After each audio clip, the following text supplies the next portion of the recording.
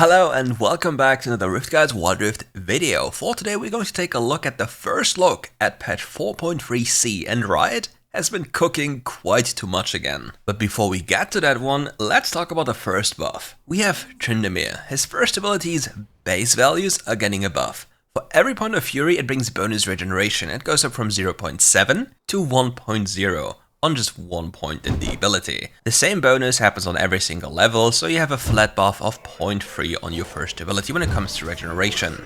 Another thing they're changing is the Mocking Shout. His second ability's cooldown from 14 to 12 seconds. Is this going to save Tryndamere? Not really. The issue is that Tryndamere is getting mostly kited and just doesn't have any access, especially if crowd control is on the enemy team. This is not going to do too much. The next champion on the buff list is the Scout Captain Teemo. Here we have 3 separate buffs. At first, they're increasing the passive damage of his and granting it a better scaling on multiple occasions, level-wise and ability power-wise. The second buff is a buff to his second ability, and the cooldown is just getting lowered as it increases in levels. For his ultimate, it's also getting an increase in its damage, which is quite sizable if you consider that it's just an AoE ability. Now, what does this do with Teemo? Since Teemo only really has damage and he's getting more damage, things could be very interesting for him to be like a more abusive Baron laner. However, you have to think about the following. People have easy access to the resolve tree, and Teemo is very vulnerable to ganks. And if a Teemo is behind, he doesn't really do too much. So will this save him? I don't think so. The next buff, nonetheless, is something nobody of us, and I mean literally nobody, wants to see. A buff to Lee Sin. Lee Sin gets a buff on every single ability. You heard me right, every single ability, by the way. His first ability's cooldown is going down, his second ability's cooldown is going down, his third ability's cooldown is going down, and the bonus attack damage ratio is going up, while his ultimate's base damage is also going up. So, do you really believe that this should be happening? And before you forget, Lee Sin is buying a lot of ability haste, which means his cooldowns and any buff to his cooldowns is quite powerful if you look at the grand scheme of things. So what do you think about the Lee Sin buff? Just let me know in the comments below. The next buff is for a champion that all of us maybe want to see more often, and for others it's quite the agony and pain. It's Morgana. Her second ability's Tormented Shadow's base damage is going up from 5 to 7, so it's a flat increase by 2. Many might think that this doesn't really do anything because it's such a little buff, right? However, think about the following. Number 1, this spell ticks multiple times a second. Number 2, this spell's damage has a higher modifier for monster camps. And number 3, it has an execute modifier as well. So if you tamper with the base values in any kind of way, you really add more damage to her jungle clear, and even now she was able to fully clear jungle in under 1 minute and 40 seconds. With this in mind, and the ability to double camp if you're really good at blue and Gromp, you might be even a lot faster. Next to this, she's also getting a buff to a spell she maxes last, the Black Shield, and its initial cooldown goes down by 3 seconds from 16 to 13.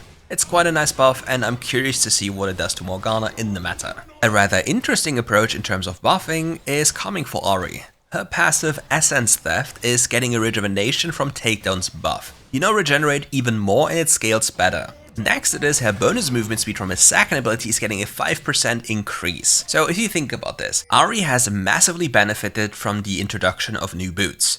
It allows her to roam the map faster, has a very good power curve level in comparison to before, and is just a very nice item for any assassin who wants to accelerate on the map. From that perspective, do you really believe Ahri needed a buff? I think AP champions at the moment are very scary if they have access to burst damage. It just gets too daunting, very fast for the enemy team, with little to no counterplay, because itemizing magic resist is still quite a big problem, because even buying Mercury strats is not always like literally an option for champions, because they're forced to build other boots early, because otherwise they don't really deal damage and can't do anything.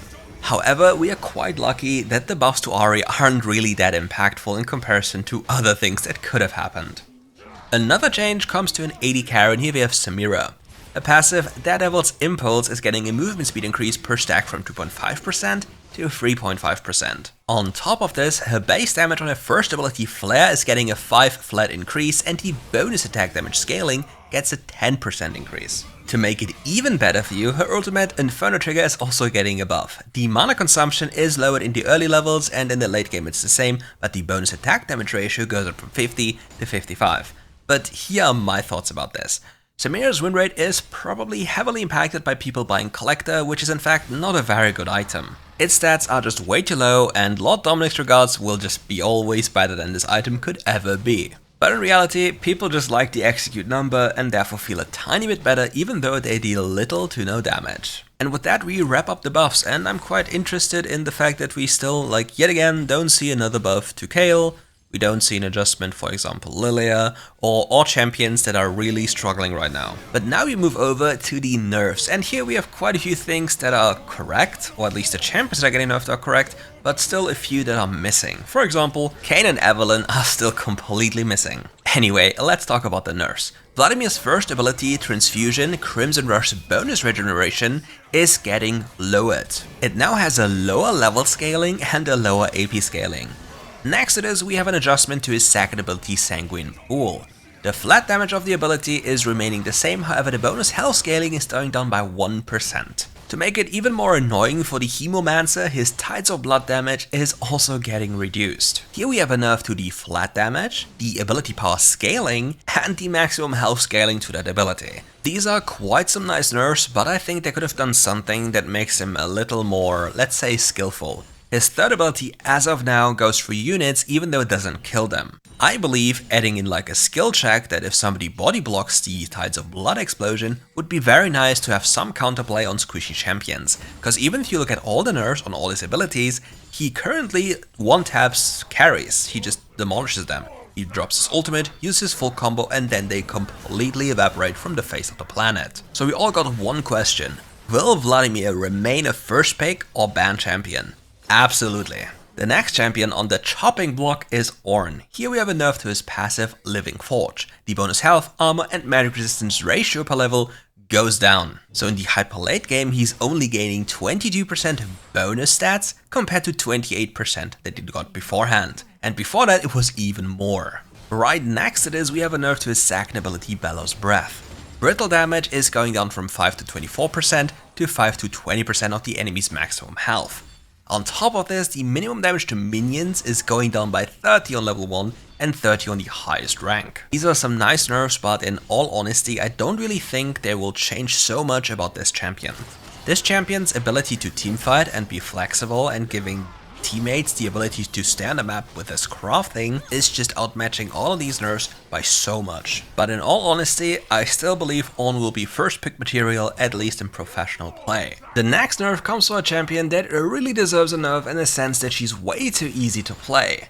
She requires barely any skill, has super high impact, and if people have no idea what to do against her or itemize or take runes against her, then you're in a big amount of trouble. To give you the quick rundown, if you itemize Mercury Threats and have First Tree Resolve as in Nullifying Orb, Bone Plating and Overgrowth or Perseverance, any can't really one-shot you anymore. And now let's take a look at the nerfs that make it even more difficult to even touch you. The passive Pyromania is getting reduced in his stun time.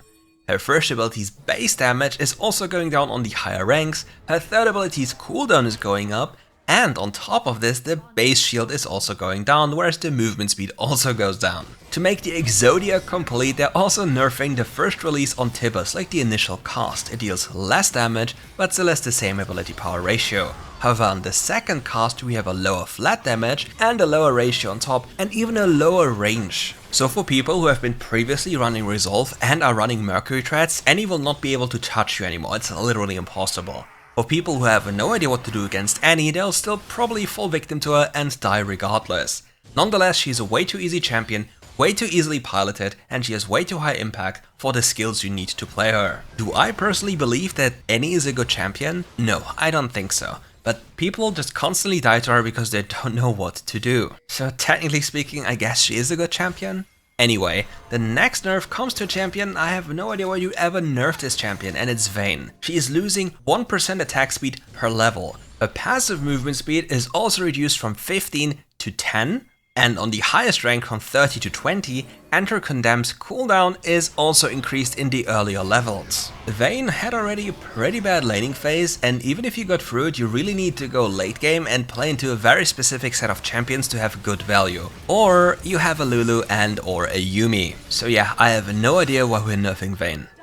A nerf I can actually expect, or at least think it's good, is to Jhin, but the way they're doing it is, I don't think, doing too much. His passive Whisper's bonus damage for the last bullet is getting reduced. This is an even bigger nerf to Collector than anything else, so people, please stop building Collector, stop griefing yourself, and enjoy the good times with better items. What this nerf doesn't fix though is the first 3 bullets literally sending you into Nirvana anyway. Another nerf comes to his second ability, Deadly Flourish. The base damage is going down and the scaling is going down as well. Is this going to kill Jhin? No, not really, and not at all, but it's going to impact his pick rate, because any champion that is nerfed is automatically less picked, because people believe that a nerf to a champion is a death sentence, whereas a buff to a champion makes it the most powerful champion to ever exist. And that basically concludes today's video. I'm not very happy that Kayn isn't nerfed, that Evelynn isn't nerfed, that First Strike isn't tackled, no nerf for support role, no nerf for AD carry apart from, well, Jhin and Vayne, but they weren't really the biggest problem. But yeah, it's kind of weird in all honesty. Anyway, that concludes everything for today. Thank you all for watching, leave a comment, tell me what you think about this patch, what I said, etc. And if you want to become a member, join the Full Clear Academy. Just become a RiftGuides member, have a cute penguin emote you can spam under every video, in the live stream chat, etc. And catch me live when I go live. Anyway, see you.